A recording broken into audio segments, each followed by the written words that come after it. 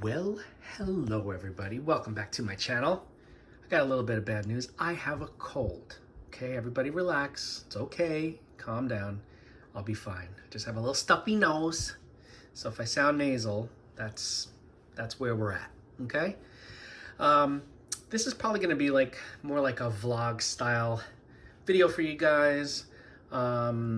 Just talking about plants and stuff, but also I have a couple of new plants. One of them is new to me and the other one is just going to be new to you, so we will dig into that. I'm very excited about it, but for now, before we start, if you enjoy this video, don't forget to give it a thumbs up, boom, and subscribe, because that's what it's all about, isn't it? Like the hokey pokey. Okay. So I guess we'll start with the new stuff first, and then we'll move to just talk about the other things, because the rest of the stuff that I'm going to talk about is what you see in the background there, and it's all about water culture, all about growing plants in water and how easy it is for a whole bunch of plants. Like, there are a lot of plants that do really well. But to start, we're going to go to these guys right here. We'll start with this one here, okay? So if you know me, you know I love Plectranthus, right? Plectranthus is a plant that's related to Coleus, it's related to mint, the mint family, and they do really well. A lot of them, not all of them, but a lot of them do really, really well indoors. They also do well outdoors. Most of them are like semi-sun, like part sun, part shade, but there are some that are full sun. So you definitely have flexibility with a lot of them. But this one here is so cool, and I'm not sure if I've shown you this before. It is Plectranthus ernstii, and it's also known as bonsai mint. The leaves have a somewhat minty smell to them. Not very strong, but it is kind of strong, but it's not like overpowering. But I really like the shape of the leaves and how it grows. It also grows a caudex. So you can see this one here, the base of the stem is starting to get a little swollen here, but it's not quite there yet. But this plant I have in semi-hydro and lava rock, and it is loving life. Using Nutricoat fertilizer, you can see the roots are just having a great old time in there. And a lot of people take these and they bonsai them. Because it grows, because of that swollen caudex, it's almost like a natural bonsai, you know what I mean? But a lot of people trim it to make it like a true bonsai, and it doesn't need to be, it's like an indoor bonsai. It doesn't need to go through a dormancy where it loses its leaves. And I just really, really love the way that this plant grows. And this sprig here was a later addition. It just kind of sprouted out off the bottom of the stem, of the caudex. But I really, really enjoy this. I could cut the tops to make it bushy, but I don't want to touch it. I don't want to do anything to it because I just really, really love, let me back up so you can see. I just love it. I love it, love it, love it. I mean, I probably should cut the top off, but if I do, I'm going to cut enough so that, like, probably right under here, so that I can propagate it, because I just want to surround myself with these plants. So yeah, this is bonsai mint, Plectranthus ernstii, and very, very easy. This is in a north-facing window, not even like very, very bright light, but it's doing fantastic. And it kind of slowed down for a period of time because I had forgotten a few times to water it, and it kind of dried out, but it didn't lose its leaves. You could see the old leaves are still on. You could tell how much it's grown since I've gotten it, because the smaller leaves are the old leaves that it came with, and from, I guess, this point up is what has grown for me. And it grows a lot faster when you keep water in the reservoir, of course. Same thing with this one. The lower leaves, like down here, is what it came with, and it grew all of this up there. And of course, this is a new growth as well. I just really, really enjoy this plant. And if you love plants that look like little trees that you don't even really have to do much to, I say get yourself a bonsai mint. Get yourself a Plectranthus ernstii. It is just very, very cool, and it smells like a little slightly minty, and it's just a really nice plant to have. And it also blooms. I think it blooms more in like winter because it's an African plant, so African winters are not freezing like ours are here in the United States in New York. But the flowers are like a pale lavender, almost like if you guys have seen the Plectranthus Mona lavender. It's similar to those flowers, except not as ornamental and definitely not as purple and lavender. Very light, like a whitish lavender. And it blooms on and off. I've seen it bloom on and off for people. Mine hasn't bloomed yet, but I don't care. I don't mind that it hasn't bloomed. I just enjoy the plant so much. And there you have it. Plectranthus ernstii bonsai mint. I love it, love it, love it. All right, that's that one. We'll move this out of the way, okay, as we go. So this is a brand new plant to me and maybe even to you. This is Hemisyia. I think that's how you pronounce it. It's with a Y, Hemisyia. And another plant that's related to coleus and mint. As you can tell, the leaves kind of look similar to Plectranthus and similar to coleus, similar to mint, and doesn't have any scent to the leaves that I can tell. But I really like this variety. There's two varieties. The first variety that I got did not make it. It was still in the soil. This is still in the soil that I got it in. The other one didn't make it for some reason. I'm not sure what happened, but this one's nice and strong and sturdy. The one that didn't make it has outer, like albomaginata. So it has the outer variegation. This one has the variegation on the inside of the leaf, the middle of the leaf. And I kind of like this one. And it has like that very fuchsia colored pink stem. Really like that. Oh, sorry. Oh, knocked it over. You can tell it's dry. It needs to be watered. But look at it from the side. Just very, very cool, striking coloration. This has ornamental flowers, I believe. I'm not sure when it flowers. It's probably similar to a Plectranthus because I believe it's also from a South African area. But I just really, you don't find these very often either. Like I don't think I've ever seen these plants in local nurseries. This I had to get online.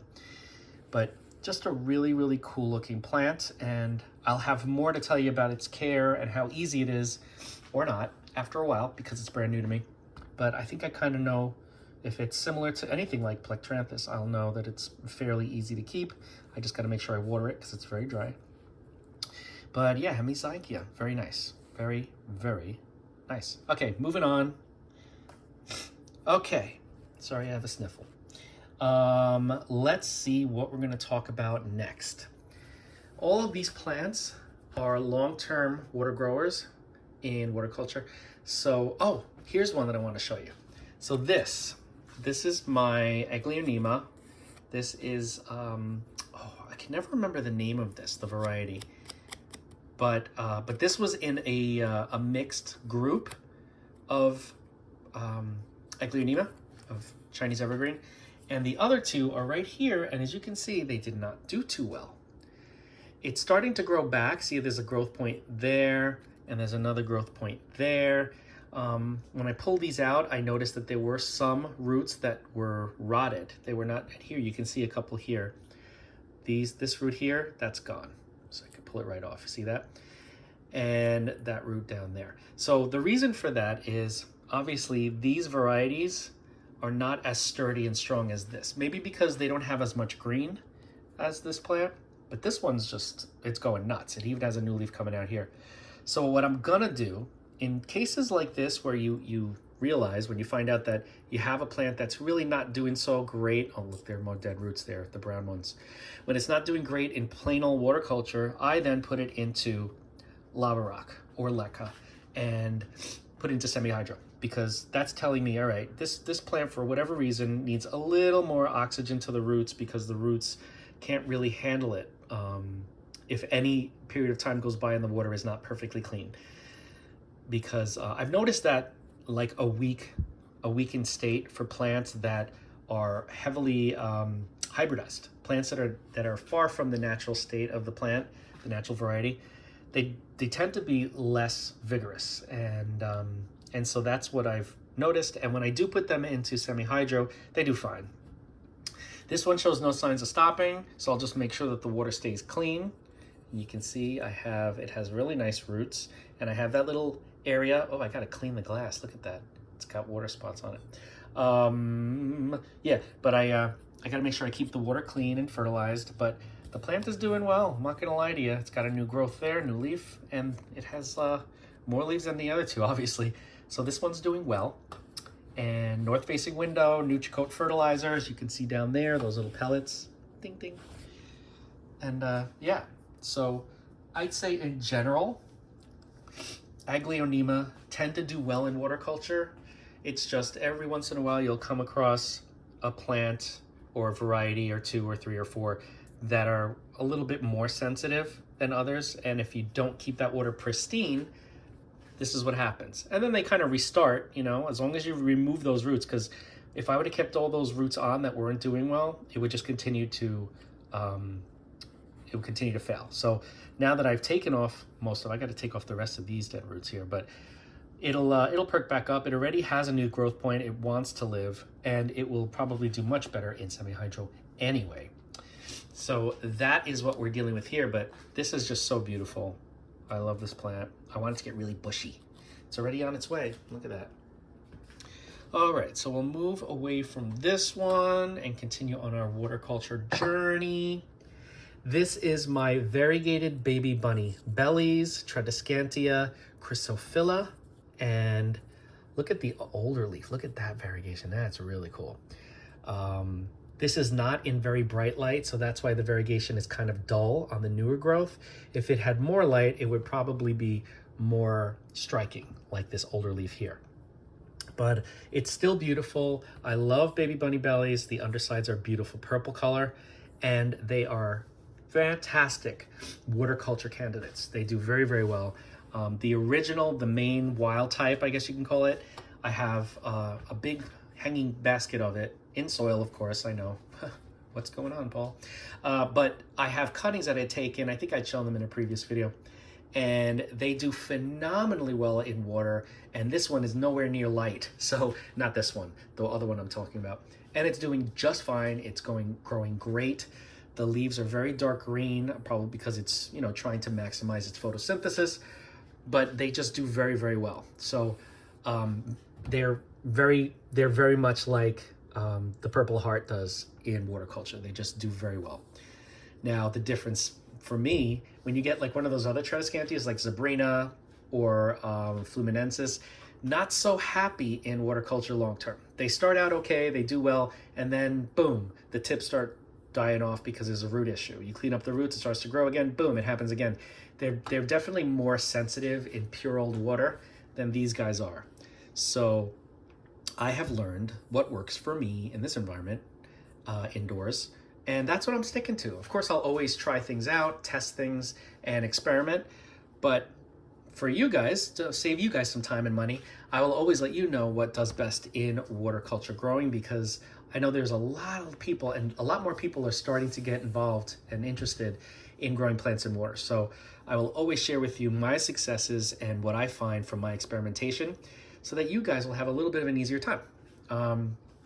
Because I have so many plants, like so many different types of plants, that it makes sense that, you know, I would try as many as I can out in water culture. And again, baby bunny bellies, Chrysophylla, Tradescantia does very well, very, very, very well. I used to have one of these that was growing in acrylic, and it was one of these variegated varieties. And the weirdest thing happened. The new growth after a certain point was just completely green, no sign of variegation. And I hope that's not what's happening here, because as you can see, the newer leaves are showing less and less variegation. So I'm not sure if that has to do with the lighting. I'm not sure really why that happens, but I will find out and I'll let you know. Bottom line, this plant thrives and does really well in water culture. Let's look at the roots. Beautiful, beautiful roots, very healthy. They're all on the top because I had recently, the roots that is, I had recently cleaned out the vessel and washed it out really well. And I had to wrap the roots around the stems to get them all in the water, because otherwise some of them were kind of sticking out of the top when I stuck it in. So I just wanted to make sure they're all submerged, but they will continue to start growing downward like they were originally. And again, this plant shows no signs of stopping its cut. I love how soft these are. That's why it's called baby bunny bellies. They're very, very soft, fuzzy leaves, like fur. But yeah, they very, very easy plant to grow in water culture, in bright light, or even without any bright light. But don't expect to have any variegation if you get the variegated variety. Again, if you are gonna be growing your plants in low light, I just say get the normal baby bunny bellies, Tradescantia, Chrysophylla. It won't let you down, This may, if you want to keep that variegation indoors, it might be a little challenging if you don't have a lot of light.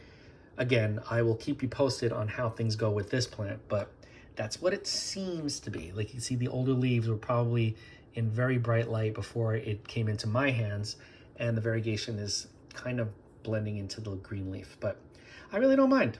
I just love this plant regardless. I will never, ever turn away from you, even if you lose your variegation. Okay, so that is Tradescantia chrysophylla, baby bunny bellies variegated variety. Up here we have one of the longest survivors, I don't want to say survivors, one of the longest thrivers in water culture, and this was also the plant that you've probably seen in multiple videos if you've been watching. This is the plant that I experimented on using the NutriCoat slow release fertilizer in water culture. So let me bring this down here so you guys can see a little bit better. These are the roots. Look at that. And that little bowl there and that one up there, those are the NutriCoat fertilizers. The roots are growing nicely. This is probably going to need to be topped off or topped up. What I'm going to do is I'm going to rinse this out just to clean out that water and then fill it up with some fresh water. I'm going to keep the NutriCoat fertilizer in there. Maybe I'll add a couple more beads, pellets, whatever you want to call it. But this plant is far away. I'd say maybe 10 feet away from a south-facing window, and it's done nothing but grow. So again, this one is, I forgot to mention what it is. This is a neon pothos Epiperon aureum neon variety, and it just does phenomenally well in water culture. And every once in a while, you'll get a leaf that has some dark green in it, which I like that one there. Just very, very cool, very easy. Most of my experimentation that I do on my plants is going to be with a pothos because they're easy, or my purple hearts because I have millions of them. They can grow in anything. They can grow through like a war, like a nuclear war. They'll thrive. They will survive. So yeah, this is the neon pothos in water culture for years, doing great. I have not been taking any cuttings from it because I want this. It's already touching the ground because it's on like a little stand, and it grows. Let me back up so you can see. It grows all the way down to the ground. I just love it. This leaf was damaged a while back and I haven't pulled it. So this one too. I don't know, I'll just leave it. Let it have its little war wounds, you know what I mean? But the plant is happy, healthy, beautiful color. And that's one thing I love about the neon pothos. The new leaves are bright neon, and the older leaves turn to like a lime green almost. You could see, right? Bright neon, kind of like a lime green. So it gives like a really interesting perspective, like some depth to it when you get the older leaves being a little bit darker. So I just really I think that's cool. So neon pothos, water culture, phenomenal plant to grow in water, to keep in water long-term, forever and a day, because that's my point. Like if I'm gonna grow plants in water, I wanna be able to keep them in water forever until either I sell off the plant or I get tired of the plant, whatever the case may be. I never get tired of my plants, but that's my point. I want to be able to grow plants in water as long as possible, because for me and the amount of plants that I have, it's so much easier. It's really just so much easier. You know, a lot of people are against it and they're like, oh, it's not natural. And I always say, neither are keeping plants in the house. They're supposed to be outside, but we bring them in. So there are no rules, all right? The rules are, the only rules are the ones that you make for yourself. So I say, go for it. All right, moving on. You've seen this plant before. It looks kind of leggy now. Well, it was already leggy, but it looks scraggly because I removed a whole bunch of leaves from that bare stem back here. There were a bunch of leaves growing up here. I removed them to propagate. Let me pull this out so you can see it better. I like how curly that stem is. And that's the look that I wanted. And I'm gonna put more of these in the same vase to grow like that. And at the end will be like a little floret kind of thing, right? So this plant is one of my favorites, as you know, my favorite succulent, Graptopetalum paraguayense. This is the ghost plant, which is beautiful, easy. They're supposed to be like full sun plants, but this one is not anywhere near full sun, and that's probably why it's so wiry and leggy, but I don't mind it. It's still growing, it's still healthy, it's happy, and if it was to get bright direct sun, it would get anywhere from a peachy pink to a purple coloring to the leaves. because it's not in direct sun, it has that grayish look to it, like a blue-gray almost. And I think that is very classy looking and cool. So either way, I wouldn't mind having this plant, whether it's colored up in full sun or just like this in the shade. I just think it's really cool. You could propagate by stem cuttings. You could propagate by leaves. Think. I have so many little plants of these from years of taking leaves. And I have like all these trays of like these little plants. I don't know what to do with them, so they're up for sale on Etsy, but you know, I could just transfer them all to water if I wanted to.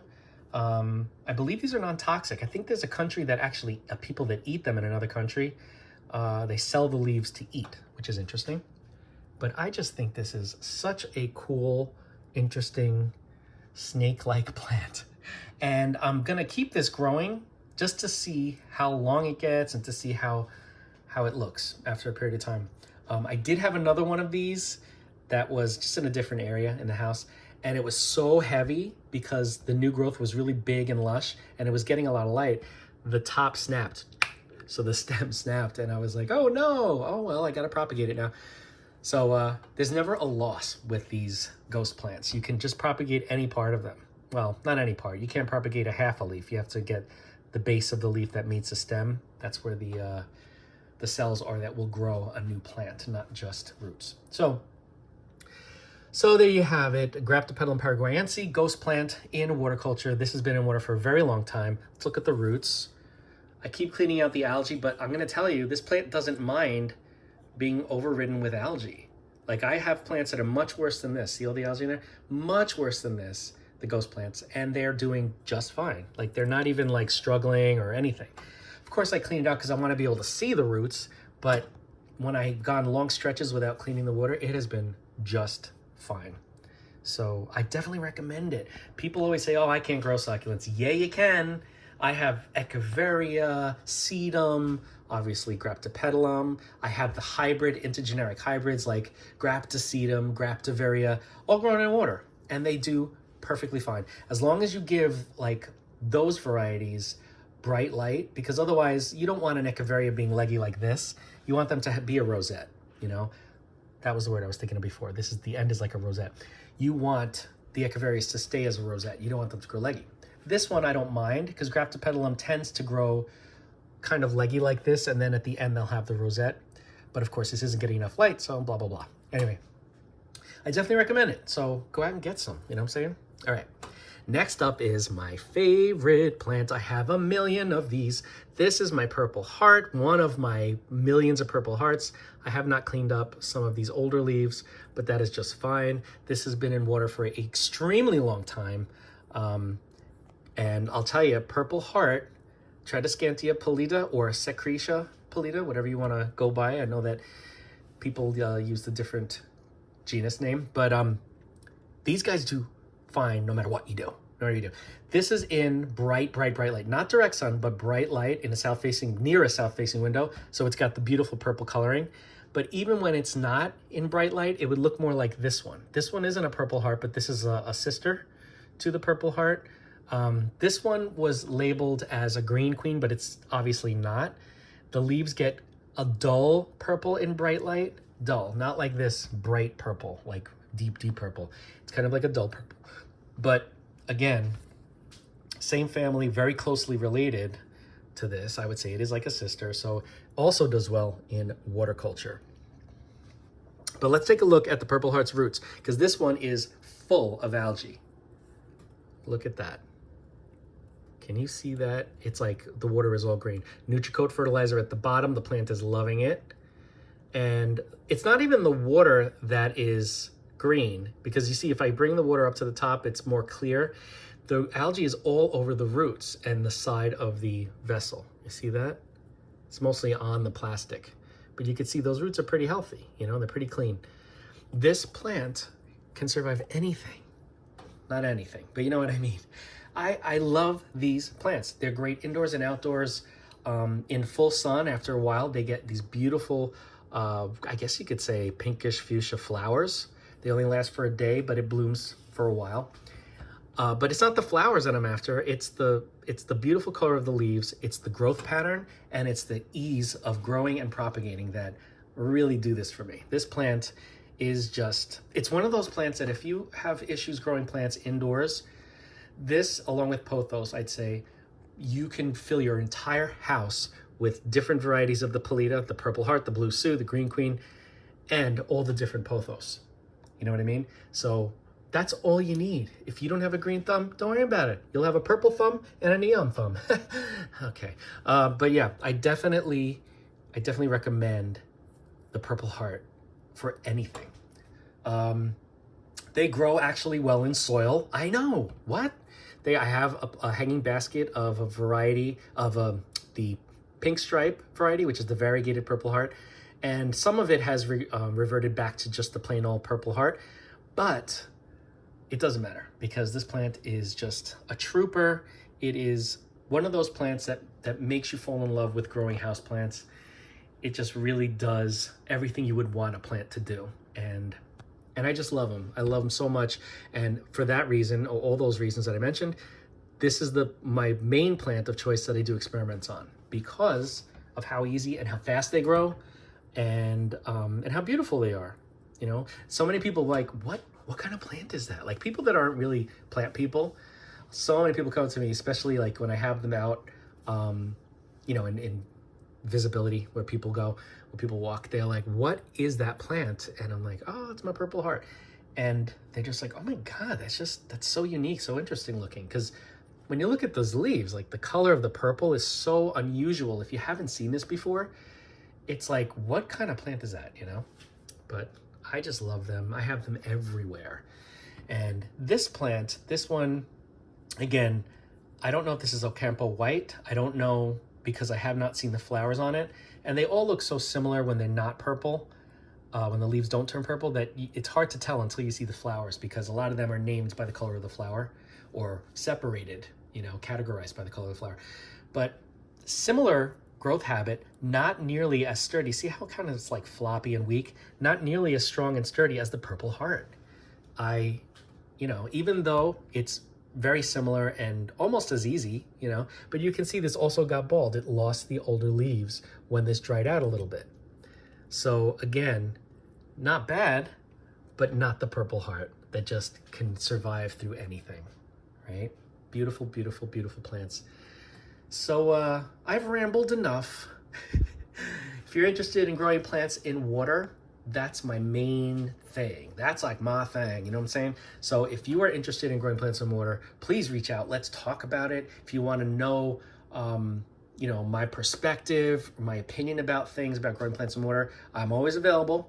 And I've tried a lot of different plants, some of which that I have not even shown in videos.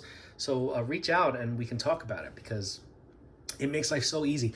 For these guys, I top them up maybe once or twice a month, okay? That's all that's needed, especially because the evaporation isn't very high because this is the plastic mini wine pitcher that you can get online and in, well, we used to have party stores around here, but they're all closing. But yeah, so you can see it kind of narrows at the neck. So a lot of the water doesn't evaporate, it just gets absorbed by the roots. So it takes longer when it's not evaporating to lose the water. So once or twice a month is all you need. Nutricoat fertilizer, the plant is happy as can be. And there you have it. Bright light, beautiful color. Not so bright light, olive greenish color, just as beautiful, just as vigorous, just as easy. So if you have any questions about any of these plants that you've seen today, please reach out. We'll talk. I enjoy talking. I enjoy meeting all you guys. Leave me a comment, even if you're not interested in these kinds of plants. Tell me what you're growing and how you're growing it. If you're using an alternate method than just plain old soil or even semi-hydro, let me know what you're doing because I love hearing people's ideas. It's not all about me here. It's about all of us learning from each other, right? So many people have been posting these really cool things that they've been doing in the comments. And I get so excited because I'm like, everyone can learn from this. So let's all like read the comments, okay? Don't forget to like, comment, share, and subscribe. Hit that bell if you want to be notified. And I will see you in the next video.